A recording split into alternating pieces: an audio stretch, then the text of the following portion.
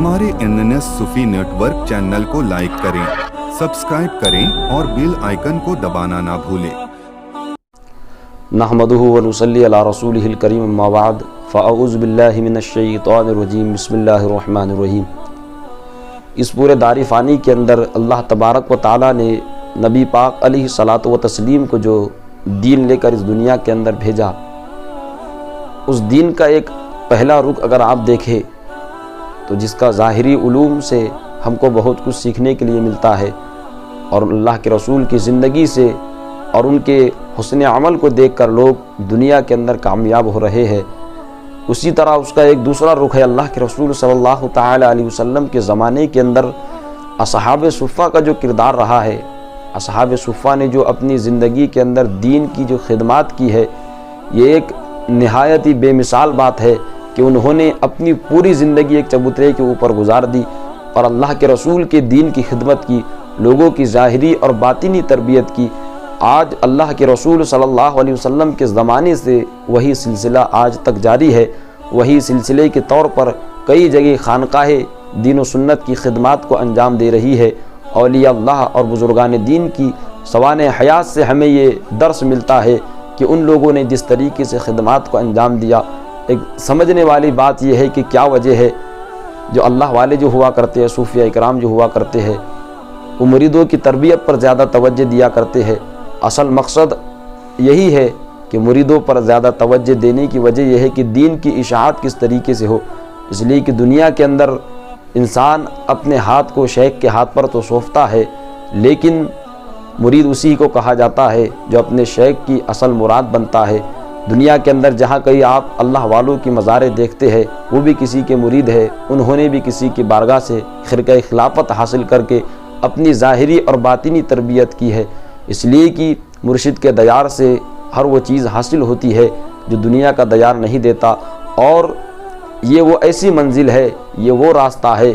जिसमें दुनियावी दीगर रास्तों के अंदर तो इंसान अपनी अक़्ल व होश व हवास से रास्ते को तय कर सकता है, लेकिन ये राह सुलूक व मारिफत का वो रास्ता है जिसके अंदर इंसान तन्हा अगर चलने लगे बिना शेख के, उसकी अगर कोई तरबियत करने वाला मौजूद ना हो, उसका कोई सरपरस्त मौजूद ना हो,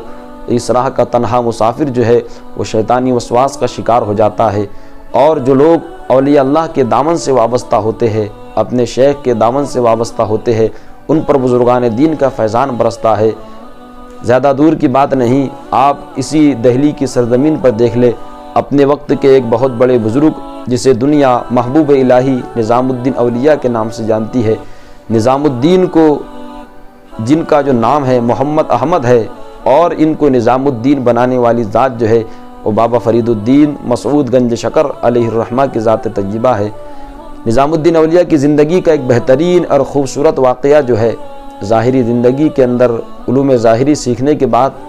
आपकी ज़िंदगी को अल्लाह तबारक व तआला ने किस तरीके से एक मोड़ अता किया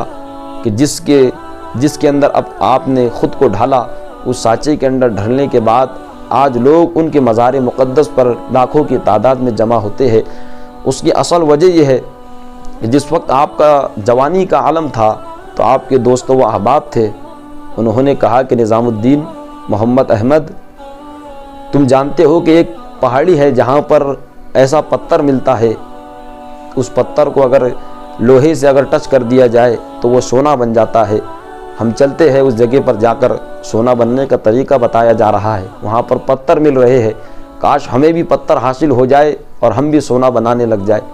इसी तलाश के अंदर, जुस्तजू के अंदर रास्ते से चलते चलते महबूब इलाही निज़ामुद्दीन औलिया की निगाह एक ऐसे शख्स पर पड़ी, एक ऐसी खानका के अंदर पड़ी जिसे दुनिया बाबा फरीद मसऊद गंज शकर के नाम से जानती है।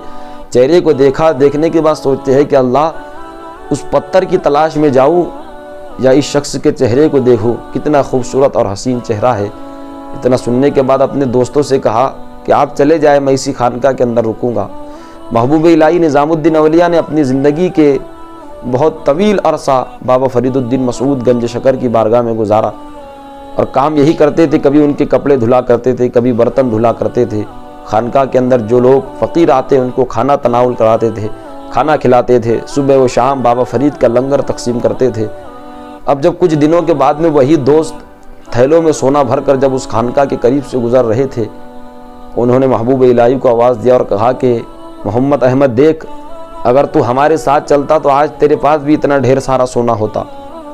آج تو یہاں پر اس بوڑھے فقیر کے پاس رک کر خانقاہ کے اندر تو نے اپنا بلا وجہ وقت برباد کیا۔ اب محبوب الہی نے دیکھا کہ واقعی تھیلوں کے اندر سونا ہے،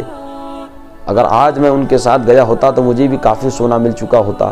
میں نے اتنا اپنی زندگی کا اتنا طویل عرصہ اس فقیر کی خانقاہ کے اندر گزارا، مجھے یہاں سے حاصل کیا ہوا؟ لیکن اللہ والے کی جو نگاہ ہوا کرتی ہے، شیخ کامل اور مرشد کامل کی جو نظر ہوا کرتی ہے، وہ اپنے مرید کے ظاہر کو بھی جانتی ہے اور باطن کو بھی جانتی ہے۔ بابا فرید اپنے حجرے کے اندر بیٹھے ہوئے تھے، باہر سے نظام الدین کی صدا کو سن لیا اور ان کے دل کے حال کو جان لیا اور بلند آواز لگائی کہ محمد احمد استنجا کے لیے ایک ڈھیلا لے کر آؤ۔ اتنا سننے کے بعد مرشد کا حکم پایا اور جب اس مٹی کے ڈھیلے کو اٹھایا، جیسے اٹھانا تھا وہ سونا بن گیا، اور اٹھا کر دیکھا کہ یہ تو سونا بن چکا ہے، اس سے تو استنجا نہیں ہوگی، اٹھا کر پھینک دیا۔ پھر دوسرے ڈھیلے کو ہاتھ لگایا تو وہ بھی سونا بن چکا۔ اسی طرح مسلسل 3-4 ڈھیلوں کو آپ نے ہاتھ لگایا اور جو بھی سونا بنتے چلے جاتا اس کو اٹھا کر پھینک دیتے۔ بابا فرید نے اندر سے آواز لگائی، بیٹے اتنی تاخیر کیوں کرتا ہے، جلدی سے لے کے آ۔ محبوب الہی کہتے ہیں کہ حضور، جس مٹی کے ڈھیلے کو ہاتھ لگاتا ہوں وہ سونا بن جاتا ہے، اور آپ ہی نے تو کہا تھا کہ سونے سے استنجا نہیں ہوتی۔ بابا فرید کہتے ہیں نظام الدین ادھر آؤ، جب تم جانتے ہو کہ سونے سے استنجا نہیں ہوتی، جو سونا اپنی پوری خوبصورتی کے ساتھ اتنا وزندار اور قیمتی ہونے کے باوجود بھی ناپاکی سے ہم کو پاک نہیں کر سکتا، تو پھر ایسے کے پیچھے کیوں بھاگتے ہو، کیوں سونے کے پیچھے بھاگتے ہو؟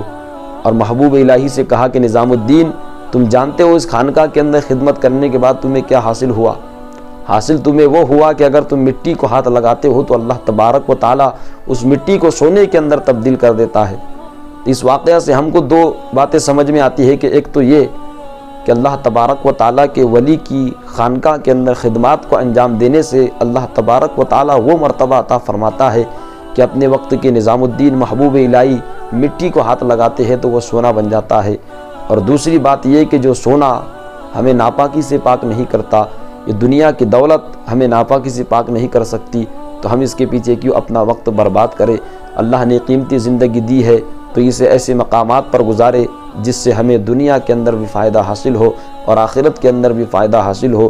اور جن لوگوں نے اپنی زندگی کے اندر مرشد کے فیضان کو حاصل کیا، دنیا انہیں دیکھتی ہے، ان کے مزار مقدس آج نور کی طرح چمکتے ہیں۔ رب تبارک و تعالیٰ کی بارگاہ میں دعا ہے کہ مولا تعالیٰ ہم سبھی کو اپنے مرشد کے فیوز و برکات سے مالا مال فرمائے۔